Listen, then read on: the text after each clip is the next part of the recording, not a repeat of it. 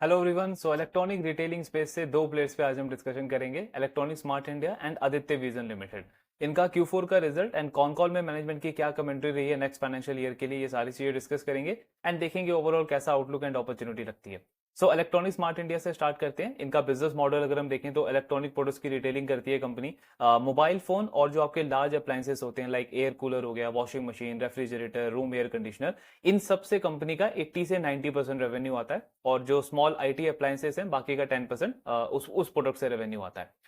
इस कंपनी का Q1 अच्छा रहा था, 17-18% का ग्रोथ था कंपनी का फर्स्ट क्वार्टर में। हालांकि उसको भी अगर आप इंडस्ट्री के बाकी प्लेयर से कंपेयर करोगे तो अंडर परफॉर्मेंस था, बट स्टिल एब्सोल्यूट लेवल पे ठीक था Q1। लेकिन Q2 और Q3 इन दोनों क्वार्टर्स में बहुत बड़ा अंडर परफॉर्मेंस दिखा कंपनी का, बिकॉज इनका जो हैदराबाद और तेलंगाना में जो इनके स्टोर्स हैं उन पे मानसून की वजह से इम्पैक्ट था। फिर थर्ड क्वार्टर में रियल स्टेट में ओवरऑल स्लोडाउन देखने को मिला तेलंगाना हैदराबाद के अंदर, तो डिमांड इनकी काफी इम्पैक्ट हुई थी दोनों क्वार्टर्स में। हालांकि इनकी मैनेजमेंट ने दोनों ही क्वार्टर में गाइडेंस काफी अच्छा दिया था, पूरे साल के लिए गाइडेंस को मेंटेन रखा 15% पे। Q3 में भी मैनेजमेंट कॉन्फिडेंट था कि फुल ईयर बेसिस पे अभी भी हम 15% पे ग्रो कर लेंगे, बिकॉज 20 से 25% का ग्रोथ ये फोर्थ क्वार्टर के अंदर एक्सपेक्ट कर रहे थे। सबसे पहले इनके नंबर्स देखते हैं कि ओवरऑल नंबर्स इन्होंने कैसे रिपोर्ट करे हैं। तो फोर्थ क्वार्टर का अगर हम रेवेन्यू देखें, 13% का ग्रोथ है वाई लेवल पे और फुल ईयर में 11% का ग्रोथ आया है। गाइडेंस को ऑफकोर्स इन्होंने मिस किया है, 15% का ग्रोथ गाइडेंस था पूरे साल का और 20 से 25% का ग्रोथ गाइडेंस था Q4 का। अब इसमें नेगेटिव ये नहीं है कि मैनेजमेंट ने गाइडेंस को मिस किया है। जो खराब चीज है वो ये है कि आपका हर एक क्वार्टर में परफॉर्मेंस काफी डिप हो रहा है, लेकिन उसके बाद भी मैनेजमेंट ने अपना जो कमेंट्री है वो काफी ज्यादा कॉन्फिडेंट वाला दिया है। हर एक क्वार्टर में मैनेजमेंट जो है वो फुल ईयर के गाइडेंस को मेंटेन रख रहा है 15% पे, लेकिन नंबर्स में वो कहीं पे भी रिफ्लेक्ट नहीं हो रहा है। As an investor, as an analyst, मेरा जो कन्विक्शन है या जो कॉन्फिडेंट है एक मैनेजमेंट के ऊपर, एक बिजनेस के ऊपर, वो तब ज्यादा इंक्रीज होगा जब ये ठीक है कि अगर आपका बिजनेस का डिमांड अच्छा नहीं है तो आप गाइडेंस को रिवाइज कर लो, गाइडेंस को घटा लो, एटलीस्ट आप वहां पे एक ट्रांसपेरेंसी रख रहे हो अपने इन्वेस्टर्स के साथ में। लेकिन गाइडेंस आपने सेम रखा हुआ है और परफॉर्मेंस में आपका वो बिल्कुल भी शो नहीं हो रहा, तो ये चीज सबसे ज्यादा नेगेटिव लगती है किसी भी बिजनेस के लिए। तो ये इनका पूरे साल में गाइडेंस जो है वो काफी बड़े मार्जिन से मिस हुआ है। Then same store sales growth company का इस क्वार्टर में इंप्रूव हुआ है, ये एक पॉजिटिव चीज है। लास्ट के क्वार्टर्स में तो negative same store sales growth था, जिसकी वजह से इनका पैट का नंबर भी काफी ज्यादा नीचे था। क्योंकि सेम स्टोर सेल्स ग्रोथ आपके किन स्टोर से आता है? वो उन स्टोर से आता है जो प्रॉफिटेबल होते हैं, जिनका मार्जिन काफी अच्छा होता है, वो ब्रेक इवन कर चुके होते हैं। तो अगर उन स्टोर का अगर आपका ग्रोथ नीचे की तरफ जाएगा, नेगेटिव ग्रोथ आएगा, तब ऑफकोर्स आपका पैट भी कभी ग्रो नहीं कर सकता। इस क्वार्टर में एटलीस्ट कुछ पॉजिटिव ग्रोथ देखने को मिला है कंपनी के सेम स्टोर सेल्स ग्रोथ के अंदर। देन इनका जो रेवेन्यू ग्रोथ है वो टोटली वॉल्यूम बेस आया है। मतलब अगर आप एवरेज टिकट साइज देखोगे तो वो बिल्कुल फ्लैट है वाई लेवल पे। पूरा का पूरा जो 10-12% का ग्रोथ है वो वॉल्यूम से आया है कंपनी का। आरओई आरओसी के नंबर भी बहुत इंपैक्ट हुए हैं, बिकॉज Q1 को अगर आप छोड़ दो तो हर एक क्वार्टर में कंपनी का जो पैट है वो भी वाई लेवल पे डिक्लाइन हुआ है, मार्जिन में डिक्लाइन देखने को मिला है, तो जिसकी वजह से आरओई आरओसी के नंबर्स पे भी इंपैक्ट पड़ा है। स्टोर अगर हम देखें कंपनी की तो टोटल 200 स्टोर्स हैं, जिसमें से 113 स्टोर्स इनके तेलंगाना में है, 57 इनका आंध्र प्रदेश में है। एनसीआर में इन्होंने लास्ट 2-3 ईयर्स के अंदर 29 स्टोर्स ओपन किया है और एक स्टोर इस कंपनी का केरला के अंदर है। ज्योग्राफी वाइज अगर हम इनका रेवेन्यू देखें तो अच्छी चीज ये है कि हैदराबाद में इस बार कुछ ग्रोथ देखने को मिला है 4% के आसपास। ये हैदराबाद और तेलंगाना कंपनी के सबसे ज्यादा मेच्योर स्टोर्स इन्हीं दोनों स्टेट्स के अंदर है, दोनों रीजन्स के अंदर है। सबसे ज्यादा प्रॉफिटेबिलिटी भी इन्हीं स्टोर्स में है। तो अगर इनमें नेगेटिव ग्रोथ आएगा तो उसका इंपैक्ट आपके पूरे प्रॉफिटेबिलिटी पे पड़ेगा। इस क्वार्टर में एटलीस्ट थोड़ा बहुत इसमें ग्रोथ देखने को मिला है, हालांकि एसएसजी में अभी भी नेगेटिव ग्रोथ है दोनों ही ज्योग्राफी में। जो ज्यादा ग्रोथ आया है वो कंपनी का दिल्ली एनसीआर और आंध्र प्रदेश वाले मार्केट से आया है। प्रॉफिटेबिलिटी पे अगर हम देखें तो 22% का डिक्लाइन है कंपनी के पैट के अंदर, बिकॉज आप मार्जिन देखोगे तो 7.1 से 6.6% हो गया है। इन्होंने एक्चुअली इस क्वार्टर में स्टोर भी काफी सारे ओपन किए हैं, तो आपका एम्प्लॉय कॉस्ट बढ़ गया, आपका मार्केटिंग कॉस्ट बढ़ गया, जिसकी वजह से इनका अदर एक्सपेंसेस इंक्रीज हुआ है। ये सारे रीजंस हैं। बाकी डेट वगैरह तो कुछ खास है नहीं कंपनी का। कैश फ्लो भी पॉजिटिव है, लास्ट ईयर से इंक्रीज हुआ है। तो नंबर्स ओवरऑल अगर हम देखें तो एवरेज काइंड ऑफ नंबर्स है। इनफैक्ट Q4 के तो काफी खराब ही नंबर्स है, प्रॉफिट और नीचे गया है कंपनी का। फुल ईयर में भी अगर आप देखोगे तो 12-13% का डिक्लाइन है कंपनी के पैट के अंदर। नंबर्स अच्छे नहीं है। अब देखते हैं कॉन कॉल के अंदर मैनेजमेंट ने क्या कमेंट्री दिया FY26 के लिए। नेक्स्ट ईयर के लिए FY26 के लिए इनका टारगेट है 25 से 30 स्टोर का, 25 से 30 स्टोर ओपन करने का प्लान कर रहे हैं ये। यानी स्टोर एक्सपेंशन रेट अगर हम देखें तो 12 से 15% का बनता है। अब स्टोर एक्सपेंशन रेट तो आपका ठीक है 12 से 15% का, लेकिन ओवरऑल रेवेन्यू आपका 20 से 25% पे तब तक ग्रो नहीं करेगा जब तक आपका एसएसजी ग्रो करना स्टार्ट नहीं करेगा। अभी इस कंपनी का जो मेन प्रॉब्लम है वो एसएसजी ग्रोथ के अंदर है, यानी जो कंपनी के पुराने स्टोर्स हैं उनमें ग्रोथ नहीं आ रहा है। अगर उनमें 7-8-10% का ग्रोथ नहीं आएगा तो अगेन रेवेन्यू ग्रोथ इनका फिर से काफी वीक रहेगा FY26 के अंदर भी। लार्ज अप्लायंसेस की अगर हम बात करें इनका जो जिसमें आपके ये रेफ्रिजरेटर वगैरह एसी वगैरह सारे आते हैं, इनमें 12% की ग्रोथ रही है और 45% रेवेन्यू कंपनी का इन सारे प्रोडक्ट से आया है। जो स्मॉल अप्लायंसेस हैं मेनली मोबाइल फोन्स वगैरह, उसमें 11% की ग्रोथ है और 42% रेवेन्यू वहां से आया है, यानी 87% रेवेन्यू कंपनी का लार्ज और स्मॉल अप्लायंसेस से आया है। इकोनॉमी को लेकर के मैनेजमेंट काफी काफी ऑप्टिमिस्ट है, लाइक 6.2 से 6.8% का जीडीपी ग्रोथ ही एक्सपेक्ट कर रहे हैं। इसके साथ में जो आपका इनकम टैक्स में रिलीफ दिया गया है मिडिल क्लास को 1 लाख करोड़ के आसपास एक्सपेक्ट किया जा रहा है, उनके पास में एक्स्ट्रा कैश बचेगा जो वो यूज करेंगे डिस्पोजेबल इनकम के लिए। सो उससे इनका मानना है कि हमारा ग्रोथ वगैरह अच्छा रहेगा FY26 के अंदर। नाउ ये क्वेश्चन तो एक्चुअली सारी कंज्यूमर ड्यूरेबल कंपनीज को पूछा गया है जो भी एसी एयर कूलर प्रोडक्ट्स में डील करती है, कि आपका जो अनसीजनल रेन हुआ है इस बार उसकी वजह से Q1 में कैसा इंपैक्ट पड़ा है और आपकी इन्वेंट्री पे कैसा रिस्क आप देख रहे हो। सो इलेक्ट्रॉनिक मार्ट्स इंडिया का कहना है कि हमारा डिमांड जरूर इंपैक्ट हुआ है, ग्रोथ भी इंपैक्ट हुआ है, लेकिन इन्वेंट्री पे ये कोई बहुत ज्यादा स्ट्रेस नहीं देख रहे हैं। इनका मानना है इन्वेंट्री हमारा ओवरऑल एक तरीके से 2 मंथ्स और एक्सटेंड हो जाएगा इन्वेंट्री लिक्विडेशन। जनरली इस कंपनी का जो समर सीजन है वो फरवरी के एंड में स्टार्ट हो जाता है, क्योंकि साउथ में इनका मेन प्रेजेंस है, हैदराबाद, तेलंगाना, आंध्र प्रदेश, केरला वगैरह। सो वहां पे समर जो है वो थोड़ा जल्दी स्टार्ट होता है। इस कंपनी का समर सीजन फरवरी के एंड या मार्च के स्टार्टिंग में स्टार्ट होता है और एंड जो है वो आपका मई के एंड तक हो जाता है, जून में वहां पे मानसून स्टार्ट हो जाता है। तो कंपनी का कहना है कि हमारा समर सीजन का स्टार्ट तो अच्छा हुआ था, हमने भी काफी सारे रिपोर्ट्स में देखा था कि साउथ में रिकॉर्ड सेल्स हो रही है, आपकी एसी वगैरह की, रेफ्रिजरेटर वगैरह की। बट देन उसके बाद मार्च में और अप्रैल में आपका काफी ज्यादा अनसीजनल रेन हुआ, तो उसकी वजह से ऑफकोर्स डिमांड इंपैक्ट हुई है। कंपनी का कहना है कि जनरली हमारा जो इन्वेंट्री है Q1 का वो जून तक लिक्विडेट हो जाना चाहिए, लेकिन अब जिस तरीके की चीजें हुई है हमारा मानना है ये 2 मंथ्स और एक्सटेंड हो जाएगा, यानी अगस्त तक हमारा चलेगा ये इन्वेंट्री लिक्विडेशन वाला पीरियड। लेकिन मैनेजमेंट को इसमें स्ट्रेस नहीं देख रहा है, इनका मानना है कि इन्वेंट्री पे कोई बहुत ज्यादा सीरियस रिस्क नहीं है, बस ये है कि आपका वो 2 मंथ्स और एक्सटेंड हो गया है। प्लस ये एक और चीज क्या कर रहे हैं कि जैसे साउथ में इनका मेनली सेल्स इंपैक्ट हुआ है, तो साउथ में जो इनकी इन्वेंट्री एक्स्ट्रा पड़ी हुई है उसको ये दिल्ली एनसीआर वाले मार्केट के अंदर शिफ्ट कर रहे हैं कि यहाँ पे तो समर सीजन अभी और इंक्रीज होगा, मतलब और चलेगा अभी 1-2 महीने, तो यहाँ पे वो सेल्स वगैरह हो जाए, यहाँ पे कंपनी का इन्वेंट्री वगैरह लिक्विडेट हो जाए, उसको यहाँ पे यूज करी है कंपनी। देन हैदराबाद को लेकर के मैनेजमेंट का कहना है कि 2-3 रीजंस हैं। एक तो वहां पे जो कंज्यूमर फाइनेंस कंपनीज हैं जैसे आईडीएफसी फर्स्ट बैंक है, बजाज फाइनेंस है और भी काफी सारी एनबीएफसीज हैं, उन्होंने क्रेडिट डिसबर्समेंट थोड़ा सा स्लो कर दिया था लास्ट कुछ टाइम के अंदर, तो उसकी वजह से डिमांड इंपैक्ट हुआ था।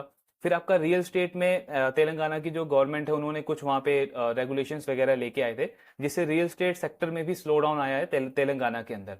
तो इनकी मैनेजमेंट का कहना है कि जैसे आपके आज के टाइम पे गीजर हो गया, आपका एसी वाला प्रोडक्ट हो गया, वॉशिंग मशीन हो गया, रेफ्रिजरेटर हो गया, ये सारे प्रोडक्ट सीजनल तो होते ही हैं, प्लस रियल स्टेट मार्केट अगर आपका अच्छा करता है तो उनका कंसिस्टेंट डिमांड भी रहता है।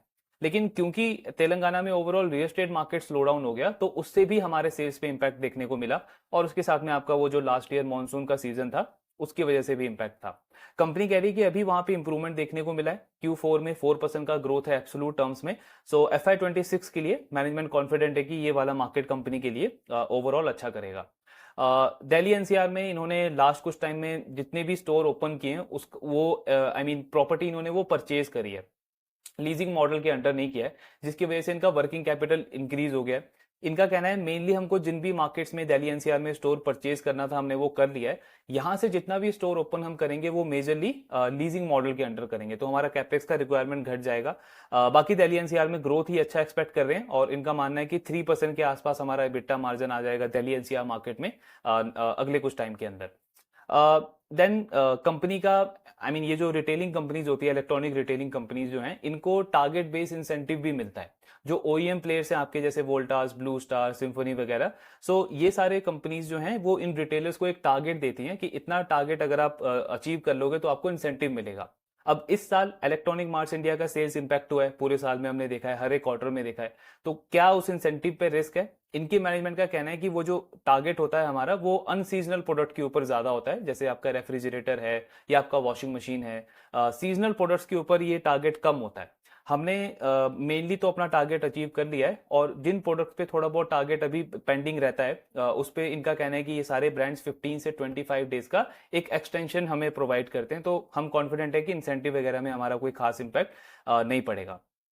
देन इनके पीपीटी में अगर आप एक स्लाइड देखोगे, सो जस्ट अ सेकेंड, इन्होंने एक ये स्लाइड शेयर किया है टॉप 5 ब्रांड्स का। तो एक तो इनका टॉप 5 ब्रांड्स का कंट्रीब्यूशन कम हुआ है पिछले कुछ टाइम में, 64-65% से 61% पे आया है। इसका मतलब इन्होंने नए ब्रांड्स और ऑनबोर्ड किए हैं। प्लस इनका टॉप 5 ब्रांड्स में सिर्फ अगर आप ये जो ब्रांड 3 है इसकी परफॉर्मेंस को अगर आप एक्सक्लूड कर दो तो बाकी ब्रांड्स का परफॉर्मेंस इतना अच्छा नहीं रहा है लास्ट 2-3 ईयर्स के अंदर। अगर आप ग्रोथ कैगर देखोगे तो बाकी सारे ब्रांड्स का जो ग्रोथ कैगर है वो इम्पैक्ट हुआ है, मतलब काफी वीक रहा है लास्ट 2-3 ईयर्स में। सिर्फ जो ये ब्रांड नंबर 3 है इसका रेवेन्यू ऑलमोस्ट डबल हो गया लास्ट 2-3 ईयर के अंदर। बाकी सबका रेवेन्यू कंट्रीब्यूशन में कुछ खास ग्रोथ नहीं आया है। तो इसका रीजन मैनेजमेंट ने बताया कि इन सबका ओवरऑल वॉल्यूम ग्रोथ तो अच्छा आया है लेकिन वैल्यू ग्रोथ नहीं आया है, बिकॉज लास्ट 2-3 ईयर्स में आपकी जो एसी के जो प्रोडक्ट्स हैं, जो टेलीविजन का जो प्रोडक्ट है, इसका सेलिंग प्राइस इंक्रीज नहीं किया इन सारे ब्रांड्स ने, सेलिंग प्राइस एक्चुअली रिड्यूस हुआ है। सो इन सारी कंपनीज का जो मैन्युफैक्चरिंग है वो इंडिया में होना स्टार्ट हुआ है पिछले कुछ टाइम में, जिसकी वजह से सेलिंग प्राइस इंक्रीज नहीं हुआ है। तो इवन दो वॉल्यूम ग्रोथ तो हमारा आया है लेकिन वैल्यू ग्रोथ नहीं आया इन सारे ब्रांड से। और जिस ब्रांड का हमको अच्छा ग्रोथ कैगर दिख रहा है, ब्रांड नंबर 3 जिसका 500 से 1000 करोड़ का रेवेन्यू हो गया है, तो उसमें मैनेजमेंट का कहना है कि उसका मोबाइल फोन का ज्यादा सेल्स का कॉन्ट्रीब्यूशन आता है, इसीलिए उससे ग्रोथ ज्यादा अच्छी देखने को मिली है। देन इस साल मैनेजमेंट कह रहा है कि क्योंकि आपका बी नॉर्म्स चेंज होने का एक्सपेक्टेशन है, प्लस रूम एयर कंडीशनर में काफी सारे नए फीचर्स ऐड किए जा रहे हैं, एआई फीचर भी ऐड किया जा रहा है, तो जिसकी वजह से इंडस्ट्री में ये डिस्कशन चल रहा है कि average selling price at least room air conditioner का इस साल इंक्रीज होगा। मतलब कि FY27 में एवरेज सेलिंग प्राइस इनका इंक्रीज होने को देख सकते हैं। बाकी ओवरऑल इनका कमेंट्री वही है, 25 से 30 स्टोर कंपनी ओपन करने को देख रही है। रेवेन्यू ग्रोथ गाइडेंस इन्होंने कुछ खास दिया नहीं है, स्टोर एक्सपेंशन का गाइडेंस है 25 से 30 का। बट आई मीन वही एक्सपेक्टेशन वही है कि कंपनी का रेवेन्यू वीक ही रहेगा एटलीस्ट फर्स्ट हाफ तक, क्योंकि समर सीजन इतना अच्छा हुआ नहीं है इनके लिए। वैसे भी मैनेजमेंट ने इन्वेंट्री का गाइडेंस इंक्रीज कर दिया है, जून से लेकर अगस्त तक ये एक्सपेक्ट कर रहे हैं इन्वेंट्री क्लीनअप का। सो कुछ खास परफॉर्मेंस रखता नहीं है कंपनी का आने वाले क्वार्टर्स के अंदर भी। स्टॉक ऑफ कोर्स आप देख सकते हो कि तो ठीक ठाक डी रेट हो चुका है, 50-55 का पी मल्टीपल था, अभी 30-35 के पी पे ट्रेड कर रहा है, लेकिन बिजनेस में कोई खास परफॉर्मेंस नहीं है, नेगेटिव ग्रोथ चल रहा है कंपनी का। प्रॉफिट की अगर हम बात करें, मार्जिन पे इंपैक्ट है। हालांकि इनका कहना है कि जो उन्होंने नए स्टोर्स ओपन किए हैं ये जब ब्रेक इवन करेंगे तो उनका ऑपरेटिंग लेवरेज आएगा, लेकिन उनको ब्रेक इवन करने में टाइम लगता है, 18 से 24 मंथ्स का मिनिमम टाइम लगता है। प्लस इस साल और फर्दर 25 से 30 स्टोर्स ही ओपन करेंगे, तो अनलेस इनका same store sales growth improve नहीं होता है तब तक कंपनी का प्रॉफिटेबिलिटी पे कोई खास इंप्रूवमेंट हम नहीं देख सकते। सो बाकी ट्रैकिंग इसका कंटिन्यू रखेंगे, देखते हैं आने वाले क्वार्टर्स में कैसा परफॉर्मेंस आता है। अब जो नेक्स्ट प्लेयर है आदित्य विजन लिमिटेड, उनके नंबर्स वगैरह डिस्कस करते हैं। सो आदित्य विजन लिमिटेड का बिजनेस मॉडल अगर हम देखें तो ये एक नीश प्लेयर है। ये कंपनी टारगेट करता है हिंदी हार्टलैंड के ऊपर। बिहार में इनकी एक काइंड ऑफ मोनोपोली है, 50% से ज्यादा मार्केट शेयर है कंपनी का। उसके बाद इन्होंने झारखंड में एक्सपैंड किया, वहां पे काफी अच्छा ग्रोथ रहा। अभी लास्ट 2-3 ईयर से कंपनी यूपी में अपना प्रेजेंस इंक्रीज कर रही है और रिस्पॉन्स अच्छा मिल रहा है। इनका Q1 बहुत अच्छा रहा था, मोर देन 50% का ग्रोथ था, ऑपरेटिंग लेवरेज भी था। Q2 Q3 में ग्रोथ घटा जरूर, लेकिन इंडस्ट्री के कंपैरिजन में जहां पे सारे प्लेयर्स डिमांड को लेकर के एक तरीके से थोड़ा सा कंसर्न थे कि स्लो डिमांड है, वीकनेस है डिमांड में, इनका ग्रोथ फिर भी अच्छा रहा। 20-25% पे कंपनी कंसिस्टेंटली ग्रो करी। हालांकि दिवाली के बाद का जो आपका मंथ था, नवंबर, दिसंबर एंड जनवरी, वो इनके लिए भी काफी खराब गया। लास्ट कॉन कॉल में मैनेजमेंट ने बोला कि जनवरी हमारा काफी वीक जा रहा है अभी तक, लेकिन फरवरी और मार्च को लेकर के ये काफी कॉन्फिडेंट थे, बिकॉज वो जो आपका महाकुंभ का जो फेस्टिवल हुआ था यूपी में, उसको लेकर के मैनेजमेंट कॉन्फिडेंट था कि लोगों के हाथ में इनकम बढ़ेगा और जो समर सीजन है उसमें लोग परचेजिंग करेंगे इन सारे प्रोडक्ट्स का, तो ग्रोथ हमारा अच्छा रहेगा। सो आदित्य विजन का सबसे पहले नंबर्स देखते हैं।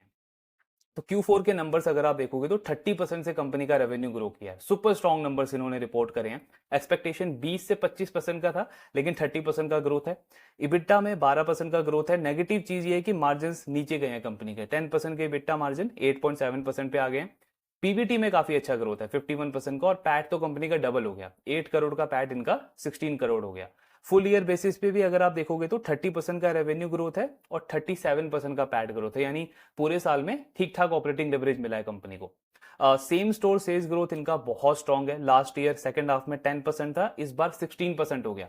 ये सबसे बड़ा डिफरेंस है आदित्य विजन और इलेक्ट्रॉनिक मार्ट्स के बीच में, इनका same store sales growth consistently double digit, high double digit में रहता है। इलेक्ट्रॉनिक मार्ट इंडिया का अगर आप सेम स्टोर सेल्स ग्रोथ देखोगे तो बहुत इनकंसिस्टेंट है। मतलब एक आध क्वार्टर होता है जहां पे कंपनी का 7-8-9% का ग्रोथ आता है, बाकी उसके बाद कभी नेगेटिव ग्रोथ, कभी 2-3% का ग्रोथ, जिसकी वजह से उनके प्रॉफिटेबिलिटी पे भी इम्पैक्ट है। बाकी ग्रोथ का अगर आप इनका भी ट्रेंड देखोगे तो वॉल्यूम बेस्ड ग्रोथ आया है, एवरेज सेलिंग प्राइस इनका भी इंक्रीज नहीं हुआ है, वॉल्यूम बेस्ड कंपनी का ओवरऑल रेवेन्यू ग्रो हुआ है। इनका प्रोडक्ट मिक्स अगर हम देखें तो कंपनी का 63-65% जो रेवेन्यू है वो लार्ज अप्लायंसेस से आता है, जिसमें आपका रूम एसी हो गया, होम एंटरटेनमेंट हो गया, 25% आपके डिजिटल गैजेट्स और 12% जो आपके स्मॉल आईटी अप्लायंसेस हैं उनसे आता है। स्टोर काउंट कंपनी का 21% से इंक्रीज हुआ है। पूरे साल में कंपनी ने 30 स्टोर्स ओपन किए हैं, अभी 175 स्टोर्स हैं, और इनका रिटेल फुटप्रिंट अगर आप देखोगे तो वो 27% से इंक्रीज हुआ है। क्यों? बिकॉज इंक्रीमेंटल जो भी ये स्टोर्स ओपन कर रहे हैं मेजरली ये एलएफएस में कर रहे हैं। एलएफएस का मतलब क्या हो गया? Large format stores. तो स्टोर का साइज बड़ा है, बिकॉज मैनेजमेंट का कहना है कि हमारा ये टारगेट है कि जो नए कस्टमर्स को हम टारगेट कर रहे हैं, नए मार्केट में हम एंटर कर रहे हैं, वहां पे ऑलरेडी बाकी प्लेयर्स भी हैं, थोड़ा सा कॉम्पिटिशन इंटेंसिटी ज्यादा है। तो हमारा ये टारगेट है कि जब कस्टमर हमारे स्टोर में आए तो उसको सेम एक्सपीरियंस मिले, प्रोडक्ट का जो वैरायटी है वो ज्यादा मिले। सो उससे हमारा कैपेक्स जरूर इंक्रीज हो रहा है, लेकिन overall store level profitability, customer का फुटफॉल, ये सारी चीजें भी इंप्रूव हो रही है। मतलब मार्केट शेयर गेन करने के ऊपर फोकस है कंपनी का, इसीलिए स्टोर का जो साइज है उसको इंक्रीज किया है इन्होंने। तो ये ओवरऑल नंबर्स हैं आदित्य विजन के। इनका भी अगर आप देखोगे तो ग्रॉस मार्जिन थोड़ा सा कम हुआ है, फुल ईयर बेसिस पे भी कम हुआ है, क्वार्टर ऑन क्वार्टर भी कम हुआ है। इबिट्टा मार्जिन पे भी ज्यादा इंपैक्ट है, 10% का 8.7% हो गया है। लेकिन क्योंकि इंटरेस्ट इनकम कंपनी का कम हुआ है, फाइनेंस कॉस्ट कम हुआ है कंपनी का वाई लेवल पे, तो पैट में हमको अच्छा ग्रोथ मिला है। प्लस Q4 में क्योंकि टैक्स एक्सपेंस भी कंपनी का फ्लैट है लास्ट ईयर के कंपैरिजन में, इसलिए भी पैट में और ज्यादा बूस्ट देखने को मिला है। लेकिन पूरे साल में भी पैट का ग्रोथ काफी अच्छा है। सो आदित्य विजन के नंबर्स अगर हम देखें तो अच्छे स्ट्रॉन्ग नंबर्स इन्होंने रिपोर्ट करे हैं। लेकिन इंपॉर्टेंट क्या है कि नेक्स्ट ईयर के लिए इनका गाइडेंस कैसा है, कमेंट्री कैसा है, क्या मैनेजमेंट बोल रहा है अगले आने वाले क्वार्टर्स के लिए और FY26 के लिए। तो एक काफी अच्छा डेटा इन्होंने शेयर किया है कि अगर आप हमारा लास्ट 10 इयर्स का डेटा देखोगे तो 30% से हमारा बिजनेस ग्रो किया है। मतलब ग्रोथ कैगर क्या है रेवेन्यू का? 30%। इस साल भी कंपनी का 30% का ग्रोथ आया है। सो ये एक तरीके का कंसिस्टेंसी दिखा रहा है, एक तो हाई ग्रोथ है और उसमें कंसिस्टेंट है ये बिजनेस लास्ट 5-10 ईयर से। मैनेजमेंट का कहना है स्टोर काउंट अगर हम देखें तो हमारे 175 टोटल स्टोर्स है, जिसमें से 112 बिहार में है। बिहार में कंपनी की हर एक डिस्ट्रिक्ट के अंदर प्रेजेंस है। झारखंड में 24 में से 21 डिस्ट्रिक्ट्स में इनकी प्रेजेंस है और 29 स्टोर्स है कंपनी के। यूपी में अब 75 में से 20 डिस्ट्रिक्ट्स में इनकी प्रेजेंस हो चुकी है और टोटल 34 स्टोर्स हैं। सो लास्ट ईयर तक इनका यूपी में 15 डिस्ट्रिक्ट्स में प्रेजेंस था। इस साल कंपनी ने और अपना प्रेजेंस को इंक्रीज किया है। प्लस लखनऊ के अंदर इन्होंने 6 स्टोर्स और ओपन किए हैं। इसके साथ मैनेजमेंट का कहना है कि तीनों स्टेट्स के जो कैपिटल हैं, जैसे बिहार में पटना, झारखंड में रांची, यूपी में लखनऊ, इन तीनों एरियाज में हमारा काफी स्ट्रॉन्ग प्रेजेंस हो चुका है आज के टाइम पे। इनका अगर आप इन्वेंट्री वगैरह देखोगे तो वो काफी ज्यादा इंक्रीज हुआ है लास्ट ईयर के कंपैरिजन में, इसलिए इनका कैश फ्लो भी नेगेटिव है। लास्ट ईयर भी नेगेटिव था, हालांकि ऑलमोस्ट फ्लैट था, -6 करोड़ था। इस बार कैश फ्लो और ज्यादा नेगेटिव हुआ है कंपनी का, मेनली इन्वेंट्री की वजह से। अब इन्वेंट्री इतना ज्यादा क्यों परचेज किया इन्होंने? बिकॉज एक तो Q1 इनका सीजनली काफी स्ट्रॉन्ग क्वार्टर होता है। इनके पूरे साल का 35 से 40% जो रेवेन्यू है वो Q1 में आता है, तो उसकी वजह से कंपनी ने इन्वेंट्री ऑलरेडी एडवांस में बिल्ड किया। दूसरा, मैनेजमेंट का कहना है कि अगर आप एक्सटर्नल फैक्टर्स देखोगे तो काफी सारे चैलेंजेस थे। जैसे एक तो सप्लाई चेन को लेकर के बहुत ज्यादा कंसर्न था इंडस्ट्री में, कंप्रेसर की अवेलेबिलिटी को लेकर भी कंसर्न बना हुआ था। गवर्नमेंट ने काफी सारे चाइनीज प्लेयर का जो BIS है उसको रिन्यू नहीं किया।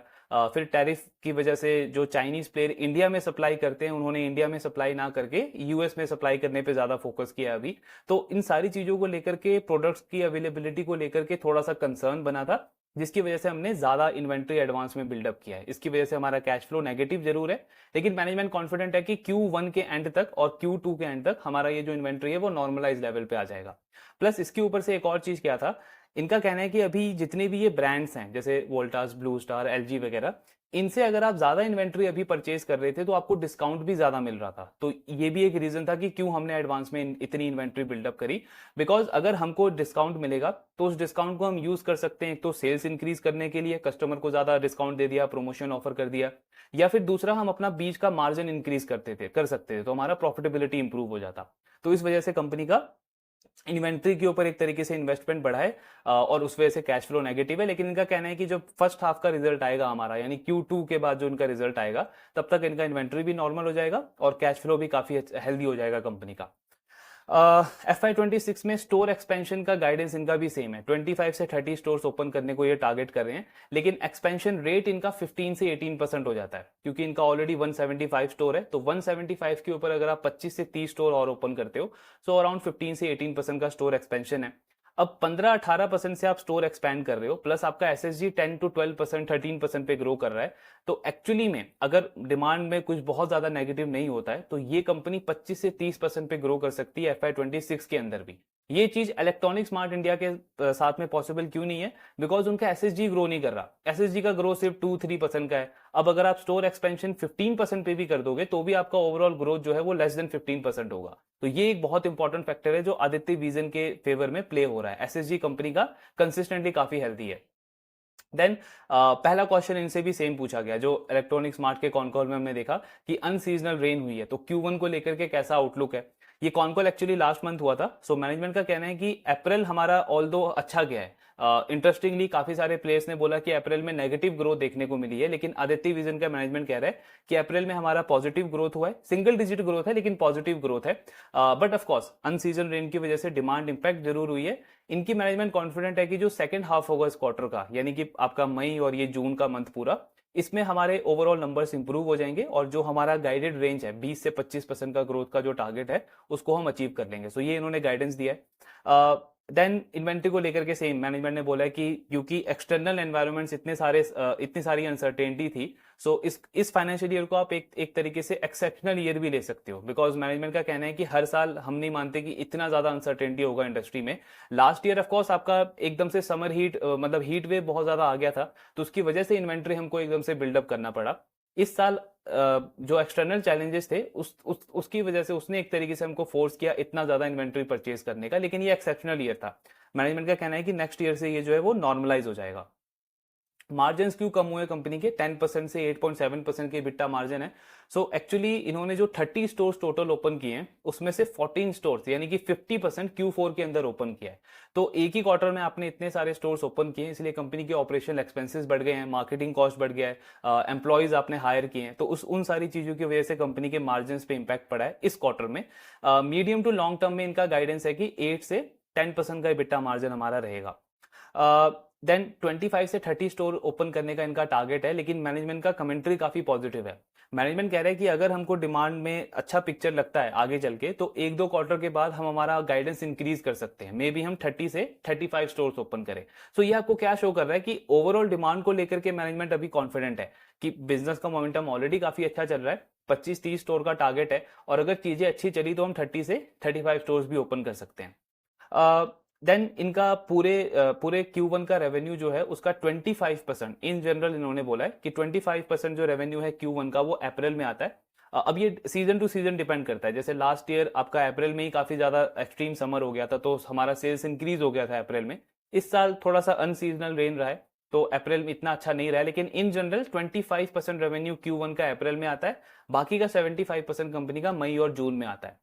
एक्चुअली मैनेजमेंट का कहना है कि अगर आप Q4 में भी हमारा जनवरी वाला मंथ देखोगे तो वो अच्छा नहीं था, लेकिन फरवरी और मार्च में इतना अच्छा ग्रोथ आया कि हमारा ओवरऑल ग्रोथ 30% हो गया। सेम चीजें एक्सपेक्ट कर रहे हैं Q1 के अंदर भी। इनका कहना है कि हमारे जो टारगेट कस्टमर्स हैं वो अपना माइंड पहले से ही बना लेते हैं कि हमको इस सीजन में एसी परचेज करना है या एयर कूलर परचेज करना है या रेफ्रिजरेटर परचेज करना है। सो उसके अकॉर्डिंग वो बजट वगैरह उनका पहले से प्लान हो जाता है। अब उसको ट्रिगर करने के लिए सिर्फ 15 से 20-25 डेज का एक एक्सट्रीम समर सीजन चाहिए होता है। तो अगर 15-20-25 दिन भी अगर ठीक ठाक गर्मी पड़ती है तो वो जो परचेजिंग डिसीजन है वो ट्रिगर हो जाता है कस्टमर का। इसीलिए मैनेजमेंट कॉन्फिडेंट है कि अप्रैल में ठीक है अनसीजनल रेन हुई है, लेकिन मई और जून में अगर एक महीना भी ठीक ठाक गर्मी का सीजन जाता है तो उनका ये परचेजिंग डिसीजन ट्रिगर हो जाएगा एंड ओवरऑल जो हमारा गाइडेंस है उसको हम अचीव कर लेंगे। देन रेवेन्यू मैट्रिक्स जो है, स्टोर लेवल मैट्रिक्स जो है, वो कंपनी का कहना है कि यूपी, झारखंड, बिहार इन तीनों स्टेट्स में हमारा जो स्टोर मैट्रिक्स है वो सेम है। यानी रेवेन्यू पर स्टोर हो गया, स्टोर लेवल मार्जिन हो गया, स्टोर लेवल प्रॉफिटेबिलिटी हो गया, ब्रेक इवन हो गया, ये तीनों स्टेट्स में ऑलमोस्ट सेम है। कुछ बहुत ज्यादा चेंज इसमें कंपनी एक्सपेक्ट नहीं कर रही है। अब एसी क्यों इतना ज्यादा इंपॉर्टेंट है इस कंपनी के लिए? बिकॉज 45 से 50% जो रेवेन्यू है इस कंपनी का वो एसी से आता है, रूम एसी से आता है। Q1 की अगर हम बात करें, बाकी सारे क्वार्टर्स में ऑफ कोर्स आपके जो बाकी प्रोडक्ट्स हैं उनका शेयर बढ़ जाता है, लेकिन Q1 में लगभग आधा रेवेन्यू कंपनी का सिर्फ एसी से आता है। तो अगर Q1 बहुत खराब जाता है, मई और जून अगर बहुत खराब गया है इस कंपनी के लिए, ज्यादा डिमांड नहीं रही है, तो उनका Q1 का सेल्स ज्यादा इंपैक्ट हो सकता है। तो वो हमको ऑफ कोर्स देखना होगा। हालांकि इस कॉन कॉल के अकॉर्डिंग तो मैनेजमेंट कॉन्फिडेंट है कि अप्रैल इतना अच्छा नहीं भी रहा है, फिर भी सिंगल डिजिट ग्रोथ है, तो मई जून में ओवरऑल हम उस ग्रोथ को रिकवर कर लेंगे। देन यूपी का पोटेंशियल कितना है ओवरऑल स्टोर टर्म्स में अगर हम बात करें, तो इनका कहना है कि बिहार का अगर आप साइज देखोगे तो काफी छोटा है वो यूपी के कंपैरिजन में, और वहां पे आज हमारे 112 स्टोर्स हैं। यूपी साइज में बहुत बड़ा है बिहार के कंपैरिजन में, तो नेक्स्ट 2-3 इयर्स के अंदर हमारा मानना है कि ऑलमोस्ट डबल स्टोर होना चाहिए यूपी के अंदर, मतलब 200 स्टोर्स ये प्लान कर रहे हैं यूपी में नेक्स्ट 2 to 3 इयर्स में, बिकॉज उसका मार्केट साइज काफी बड़ा है। प्लस कंपनी का कहना है कि जो मार्जिन वगैरह पे इम्पैक्ट पड़ा है वो मतलब टेम्पररी है, आने वाले क्वार्टर्स में इंप्रूव हो जाएगा। 8 से 10% का इन्होंने मार्जिन इंप्रूवमेंट का गाइडेंस दिया है। इनका अगर आप पेएबल भी देखोगे तो वो भी अराउंड 80-90 करोड़ के आसपास आया है। अब वैसे तो इनका कहना है कि हम कैश एंड कैरी मॉडल पे ऑपरेट करते हैं। मैनेजमेंट कह रहा है कि मॉडल अभी भी हमारा कैश एंड कैरी वाला ही है, लेकिन इस क्वार्टर में क्या हुआ कि जो आपके ब्रांड्स हैं जैसे वोल्टास वगैरह, इनसे जब आपको ऑर्डर मिलता है तो ऑर्डर मिलने से आपके स्टोर पे जब तक वो जो प्रोडक्ट्स रीच आउट करते हैं तब तक का आपके पास में टाइम होता है। तो कंपनी का कहना है कि अभी वो काफी सारे प्रोडक्ट्स जो थे वो ट्रांजिट में थे, सो इसीलिए पेमेंट अभी ड्यू नहीं हुआ है। तो आने वाले क्वार्टर्स में हम ये 90 करोड़ का जो भी पेएबल अमाउंट है वो पे कर देंगे एंड ये वाला अमाउंट भी नॉर्मलाइज हो जाएगा। तो ये पूरा कॉन कॉल था। अब इनका कमेंट्री अगर आप कंपेयर करोगे इलेक्ट्रॉनिक स्मार्ट से, तो मैनेजमेंट कॉन्फिडेंट है ग्रोथ को लेकर के। एटलीस्ट मई और जून में भी मैनेजमेंट कॉन्फिडेंट है कि 20-25% का ग्रोथ तो हम कर लेंगे। लेकिन स्टिल जिस तरीके का हम बाकी प्लेयर्स से, और स्पेशली ये जो ब्रांड्स हैं जैसे ब्लू स्टार हुआ आपका या सिम्फनी वगैरह, ये सारे जो ब्रांड्स की कमेंट्री अगर आप सुनोगे तो ज्यादा पॉजिटिव नहीं है। इनका कहना है कि मई में भी अनसीजनल रेन से इंपैक्ट हुआ है और जून भी कोई खास बहुत अच्छा नहीं गया। तो ये देखना होगा कि आदित्य विजन का Q1 ओवरऑल कैसा रहता है, क्योंकि इनका जो मार्केट है वो काफी नीश है। हिंदी हार्टलैंड के अंदर ऑपरेट करते हैं, सो मे भी अगर वहां पे समर सीजन एक्सट्रीम रहा हो तो हो सकता है इनका ग्रोथ अच्छा आया हो, लेकिन वेट करना पड़ेगा Q1 के रिजल्ट का। इनका जो थोड़ा केस है वो पीजी इलेक्ट्रोप्लास्ट की तरह मिलता है। जैसे पीजी इलेक्ट्रोप्लास्ट का हमने देखा था कि Q4 तो सुपर स्ट्रॉन्ग था, बट नेक्स्ट ईयर के लिए क्योंकि मैनेजमेंट ने गाइडेंस घटा दिया, मार्केट एक्सपेक्ट कर रहा था कि 50-60% पे कंपनी ग्रो करेगी, इसीलिए उसका पी इतना ज्यादा हाई था। लेकिन ग्रोथ गाइडेंस उन्होंने 33-35% कर दिया और हमने एक ठीक ठाक डी रेटिंग देखा उसके स्टॉक के अंदर। आदित्य विजन का भी आप देखोगे Q4 बहुत अच्छा है, FY25 भी काफी अच्छा गया, बट FY26 के लिए अनसर्टेनिटी है। हालांकि गाइडेंस इन्होंने ठीक दिया है, लेकिन अनसर्टेनिटी है कि अगर ब्रांड्स अच्छा नहीं कर रहे हैं, ब्रांड का कमेंट्री थोड़ा सा म्यूटेड है, वीक है, तो इस कंपनी के सेल्स पे भी इंपैक्ट पड़ सकता है। इसीलिए रिजल्ट के बाद तो उसका पी ऑलमोस्ट 55-60 के आसपास था, अभी आप देखोगे तो 44-45 के आसपास है। थोड़ा सा कंजर्वेटिव व्यू अगर हम यहाँ पे ले तो इनका फॉरवर्ड पी 35-37 के अराउंड बनता है, बट अब यहाँ पे डिपेंड करेगा कि Q1 का रिजल्ट कैसा आता है। हालांकि करंट लेवल से बहुत ज्यादा डाउनसाइड एक्सपेक्ट लगता नहीं है इस कंपनी के स्टॉक से, लेकिन वो डिपेंड करेगा Q1 के रिजल्ट पे। अगर Q1 का रिजल्ट ज्यादा खराब आता है और मैनेजमेंट का कमेंट्री भी थोड़ा सा बेयरिश होता है तो स्टॉक में और डी रेटिंग हम देख सकते हैं। अदरवाइज अगर ये 20-25% की ग्रोथ कंटिन्यू रखते हैं तो ये करंट लेवल बहुत अच्छा लेवल है। 44-45 का करंट पी है, 35-37 का फॉरवर्ड पी है। थोड़ा ऑपरेटिंग लिवरेज अगर इनको मिलता है तो फॉरवर्ड पी कंपनी का 30 के आसपास भी जा सकता है। एंड हमने बहुत बार देखा है कि जब मार्केट का सेंटीमेंट ओवरऑल पॉजिटिव होता है तो ऐसे स्टॉक्स में एक अच्छा री रेटिंग का भी हम पोटेंशियल देखते हैं। बाकी ट्रैकिंग इसका कंटिन्यू रखते हैं। Q1 काफी क्रूशियल होगा इस कंपनी के लिए कि कैसे रिजल्ट और कैसे कमेंट्री आती है। आपके जो डाउट्स है शेयर करते रहिए। Thank you very much.